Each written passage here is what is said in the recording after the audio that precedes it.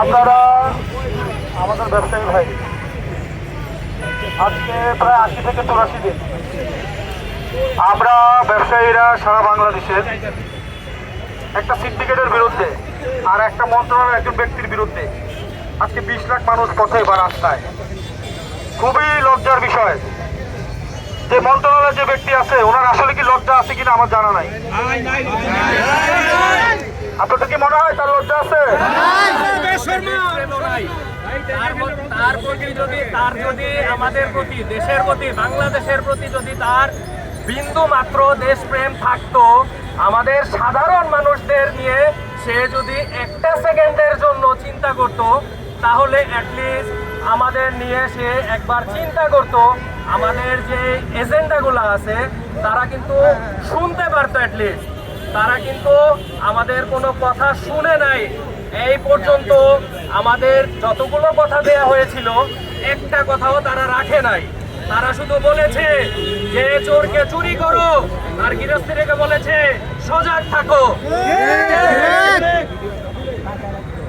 ভাই, বাংলাদেশে 54 বছরের ইতিহাসে ব্যবসায়ীদের সাথে এই ধরনের অন্যায় হয়েছে কিনা আমাদের জানা নাই। আপনাদের কারো আছে? আছে, জানা আছে?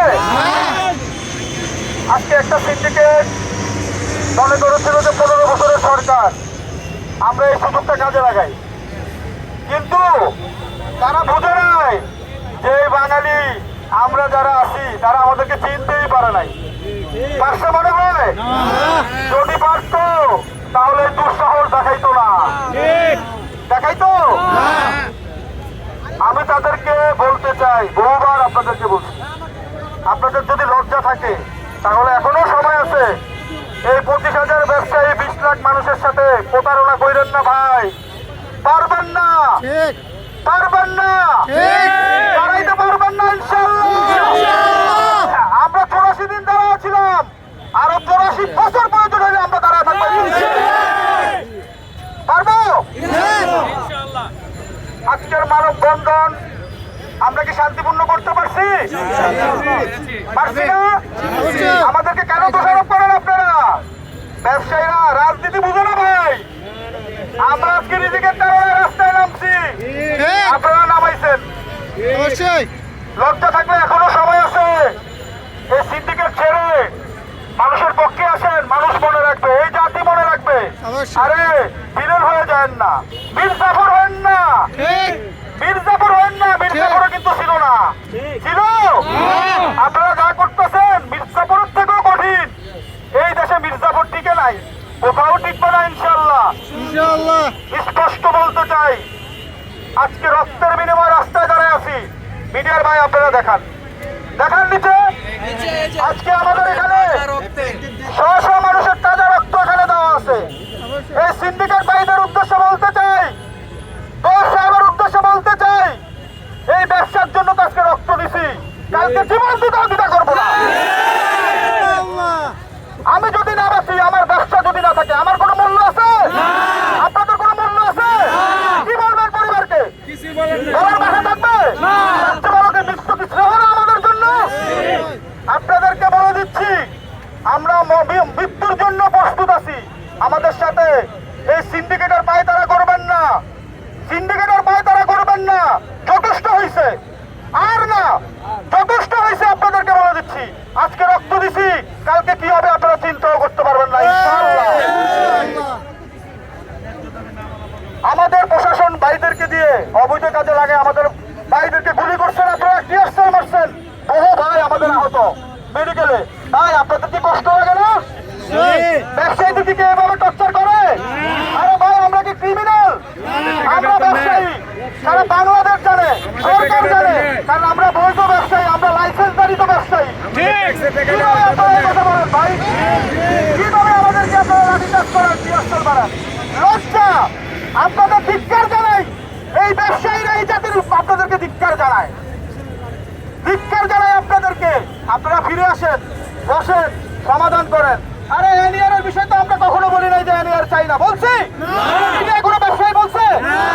কিন্তু কেন বৈষম্য দিয়ে এই এনআইআরটাকে একটা সিন্ডিকেটের হাতে তুলে দিচ্ছেন আপনারা?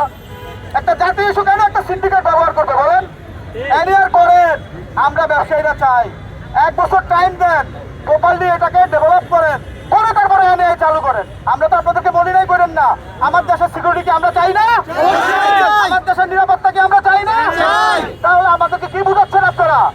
এই বুংবাং কথা বুঝায় ব্যবসায়ীদেরকে, জনগণকে পারবেন না। কারণ এই দেশের মানুষ 95% শিক্ষিত, মাশাআল্লাহ, আলহামদুলিল্লাহ। শুনেন, জনগণ জানে যে এনআইআরটা কি। এই আত্মঘাতী একটা ডিসিশন দিয়ে এই দেশকে বিশৃঙ্খল করবেন না। আমাদেরকে ব্যবসা করতে দেন, আমাদেরকে আমাদের ব্যবসা চালানোর সুযোগ করে দেন। ভাই, আমরা রিজিকের কারণে এখানে আসছি,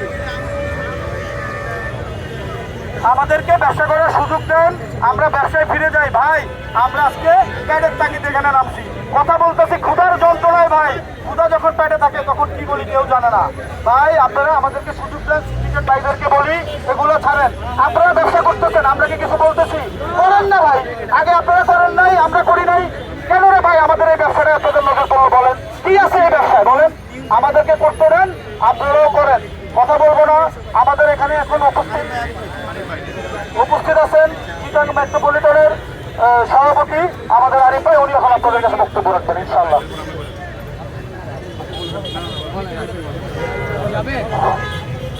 বিসমিল্লাহির রহমানির রহিম। সম্মানিত ব্যবসায়ীগণ, আমাদের আজকের এই কর্মসূচির মধ্যে একটা জিনিস প্রতীয়মান,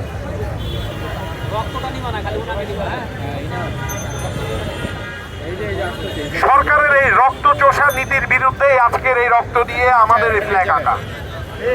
আমাদের এই এনআইআর সিস্টেমটা চালু করার মূল উদ্দেশ্য শুধু আমাদের ট্যাক্স আদায় করা বা আমাদের সিকিউরিটি, এই রিজনগুলো না। এখানে বিহাইন্ড দ্য সিন অনেক ষড়যন্ত্র আছে। আমরা যারা সামনের সারির নেতৃত্বে আছি, আমরা ইতিমধ্যে অনেক গোমর আমরা জেনে গেছি, অনেক কিছুই আমরা জেনে গেছি। সরকারের বিভিন্ন মন্ত্রণালয়ের সাথে, বিভিন্ন প্রশাসনিক দপ্তরের সাথে আমাদের একটা ভালো সম্পর্ক, যে কারণে আমরা যে জিনিসগুলো জানতে পারছি। আপনারা সকলেই জানেন, 24শে জুলাইয়ের আন্দোলনে রক্তের উপর দাঁড়িয়ে এই উপদেষ্টারা এখানে দাঁড়িয়ে আছে। দেশ আমরা স্বাধীন করার পর আপনারা এই উপদেষ্টাদের দায়িত্ব পালন করতে পারছেন। তাহলে আপনারা এই উপদেষ্টারা জুলাইয়ের এই আন্দোলনের সময় আমাদের সকলের মাথায় ছিল আমরা কিভাবে ভারতের আধিপত্য থেকে মুক্ত পাবো। হাদি ভাই এই রক্ত দিয়েছে, উনি মারা গেছে একমাত্র ভারতীয় আধিপত্য বিনষ্ট করার জন্য। সেই আধিপত্য কায়েম করার একটা নীল নকশা দিয়ে আপনারা আছেন, সেটা এখন জনগণের কাছে একদম স্পষ্টত। আপনারা জানেন, এই জুলাইয়ের আমাদের রক্তের, আমাদের শহীদদের রক্তের উপর দাঁড়িয়ে আপনি তৈয়ব আহমদ, আপনি উপদেষ্টা হয়েছেন। আপনি উপদেষ্টা হওয়ার পর এই জুলাই যোদ্ধাদের হত্যার আসামি সাথে আপনি আতাত করে কিভাবে এই এনআইআর বাস্তবায়ন করছেন, এই জনগণের প্রশ্ন, ব্যবসায়ীদের প্রশ্ন। আপনাদের এইসব নীল চক্রান্ত কোনোভাবেই মেনে নেওয়া যাবে না।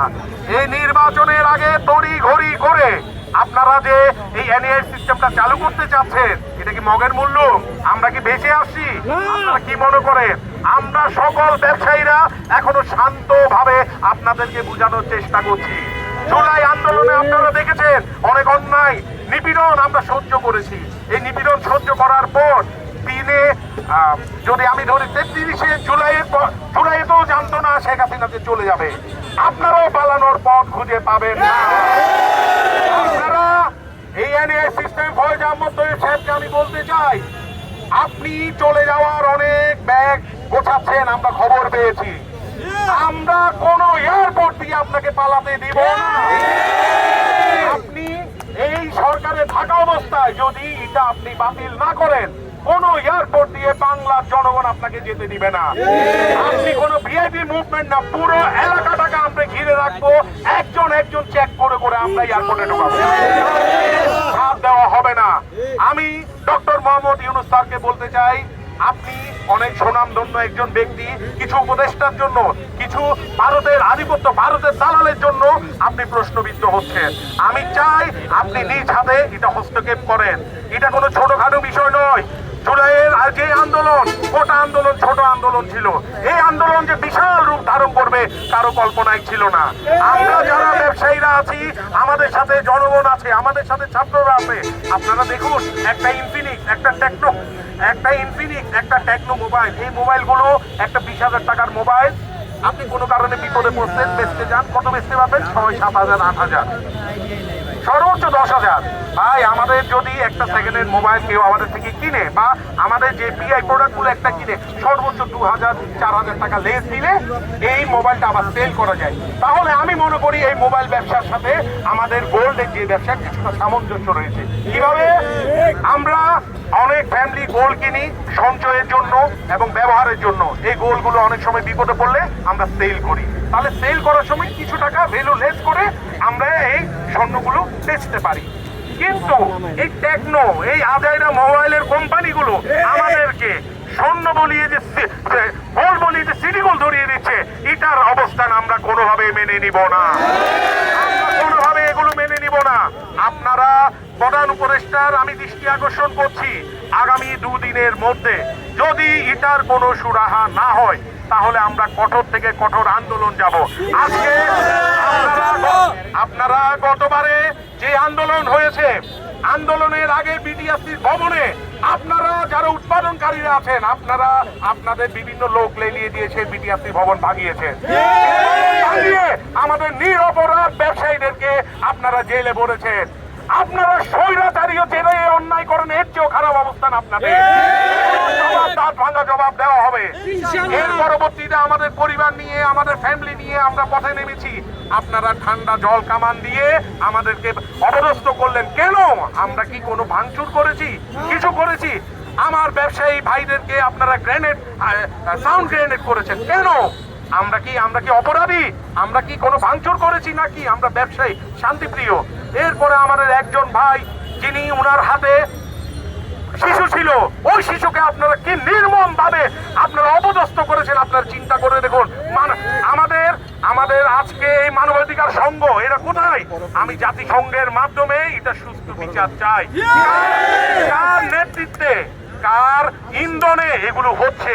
এখানে কোনো আন্তর্জাতিক ষড়যন্ত্র আছে কিনা? এখানে কোনো ইলেকশন বানচাল করার ষড়যন্ত্র আছে কিনা?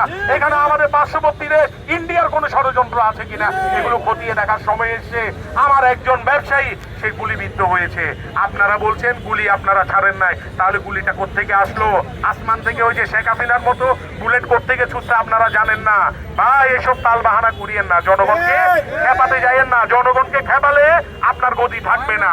অতীবে বিলম্বে আপনারা হাস্য তামাশা করে আমাদের সাথে ট্যাক্সের একটা সুন্দর একটা নীতিমালা দিলেন 60%। আরে মগের মূল্য নাকি 60% কমলে কি 57% থেকে কি 43.43-তে আসে? 60%-এর যদি আমার 60%-এর 60% আসে, তাও তো প্রায় আমার কত অ্যারাউন্ড 25-এর আশেপাশে আছে। তো এগুলো তো নাটকগুলো না করে আমাদের সাথে, আমরা যারা ব্যবসায়ীরা আছি আমাদের সাথে বসেন। আপনারা এখনো পর্যন্ত আমাদেরকে কোনো ব্যবসায়ীর সাথে, আপনারা কোনো মহলের সাথে বসতেছেন না কেন? আপনারা খালি আছে কি আমাদের বিভিন্ন যারা ব্যবসায়ীরা আছে ওদেরকে আপনারা গ্রেফতার করার জন্য বিভিন্ন জায়গায় হানা দিচ্ছেন কেন? ভাই হানার দরকার নাই, ধরলে আমাকে এখান থেকে এসে ধরে যান। থানায় ডাকলে আমরা ব্যবসায়ীরা এমনিই যাবো, আমরা চোর না, আমরা থানায় এমনিই যাবো, আমাদেরকে ধরতে আসতে হবে না। ভাই আপনার যদি মনে হয় আমি অপরাধী, অপরাধের কাগজ দেখান, আমরা থানায় যাব। আমাদেরকে ধরার জন্য কোথাও যাওয়ার দরকার নাই। আপনারা প্রশাসনের ভাই যারাই আছেন, আপনাদেরকে আমি অনুরোধ জানাবো, ভাই আপনারা আমাদের প্রতিপক্ষ না, আপনারা আমাদের ব্যবসায়ী ভাইদেরই কাস্টমার, আপনারা আমাদের ভাই। যে কোনো সুখে দুঃখে আমাদেরকে আপনারা পাশে পান, আপনাদেরকে আমরা পাশে পাই। আমরা একজন আরেকজনের পরিপূরক, আমরা একজন আরেকজনকে ভালোবেসে আমরা আমাদের এই সুন্দর সমাজটাকে বিনির্মাণ করতে চাই। কিন্তু সামনের এই সুন্দর একটা সমাজ বিনির্মাণে আপনাদেরকে যে আমাদের প্রতিপক্ষ বানাচ্ছে, এগুলো আমরা মেনে নিব না। কিছু উদ্বোধন কর্মকর্তা কোনো টাকা পয়সার বিনিময়ে করছেন কিনা আমরা জানি না। যদি আপনারা করে থাকেন, আমরা কোনো প্রশাসন মহলকে আমরা ছাড় দিব না। আপনাদের এই নাটকগুলো বন্ধ করেন। বাংলাদেশে আমাদের চাইনিজ আইফোনের কারখানা, ভাই হাস্যকর। আমরা একটা অ্যাপেল আইডি খুলতে পারি না। আবার আমাদের বাংলাদেশে যদি একটা কারখানা, এটা গিনিস ওয়ার্ল্ড অফ বুকে লিখিত থাকা দরকার, ওকে পুরস্কৃত করা দরকার। এত বড় মেধাবী লোককে জেলে কেন ঢুকাইছেন? ভাই জনসম্মুখে আনেন। এই যে আপনারা নাটক করতেছেন, 4 কোটি আইমি নাম্বার একটা সিম দিয়ে চলে, আর ভাই মস্করা করেন, ওগুলো বন্ধ করেন। আমরা ব্যবসায়ীরা বলি বন্ধ করেন। ওগুলো আমরা আমরা যারা পিআই মোবাইল বেচি আমাদের একটা আইমির সাথে আরেকটা আইমি মিল নাই। আমাদের যতগুলো কাস্টমারের মোবাইল হারায় ম্যাক্সিমাম কাস্টমারের মোবাইল পাই কেন, আমাদের এক আইমির সাথে আরেক আইমির কোনো মিল থাকে না। আপনারা এইসব উৎপাদনকারীদের বিটিআরসির যোগ সাজে যেগুলো হচ্ছে এগুলোকে যে আপনারা বাহবা দিচ্ছেন এগুলো বন্ধ করেন আগে। আমরা বলেন ট্যাক্স ফাঁকি দিই, ভাই কিভাবে আমরা ট্যাক্স ফাঁকি দিই? আমাদেরকে বলেন অবৈধ, কিভাবে আমরা অবৈধ? আমরা যারা বাইরের দেশ থেকে মোবাইল আনে আমরা নিজেরা গেলে আনি, আমাদের মোবাইলগুলো আমরা সেল করি। দেখেন বাংলাদেশের ব্যাগেজ রুলস, সেটা বাংলাদেশের ব্যাগেজ রুলস মানে সেটা বাংলাদেশের সংবিধানে আছে। এই ব্যাগেজ রুলস অনুযায়ী আমি যে মাল আনবো ওখানে ট্যাক্স দেওয়ার কোনো সুযোগ আমাকে দিচ্ছে না, তাহলে আমি ট্যাক্স কিভাবে দিব? আমরা এখনো বলছি আমরা ট্যাক্স দিতে চাই, ট্যাক্সটা সহনীয় পর্যায়ে এনে আমরা কিভাবে দিব? আপনি এমন ভাবে সিস্টেমটা করে রাখছেন, আমাদের ইম্পোর্টে অনেক ব্যারিয়ার আপনি দিয়ে রাখছেন। কেন ভাই? আপনি এটা বন্ধ করেন। আপনি বন্ধ করার আগে একটা পাইলট পিরিয়ড আপনার দরকার ছিল, যে আমি যে কোনো একটা জেলায় বা উপজেলায় এটা চালু করলাম, এটার ইফেক্টটা কি আমি দেখলাম। না, আপনি তড়িঘড়ি করে নির্বাচনের আগে কার এজেন্ডা বাস্তবায়ন করতে কত টাকার বিনিময়ে আপনি এগুলো করছেন, এগুলো ইনশাল্লাহ বাংলার জনগণ বের করে ফেলবে। আসলে বক্তব্য অনেক দীর্ঘ হয়ে গেছে, আমি শুধু সরকারকে এতটুকুই জানাই অতিবি বিলম্বে আমাদের যে 57 জন ব্যবসায়ীকে আটক করা হয়েছে তাদের নিঃশর্ত মুক্তি দিতে হবে। কোনো তালবাহানা চলবে না। আমরা খবর পাচ্ছি আপনারা আইন মন্ত্রণালয় এইসব ব্যাপারে হস্তক্ষেপ করছে। আমরা হুঁশিয়ারি করে বলতে চাই, এরকম কোনো ব্যাপার যদি আমাদের কাছে আসে আমরা আইন মন্ত্রণালয়ের বিরুদ্ধেও আমরা অ্যাকশনে যাব ইনশাআল্লাহ।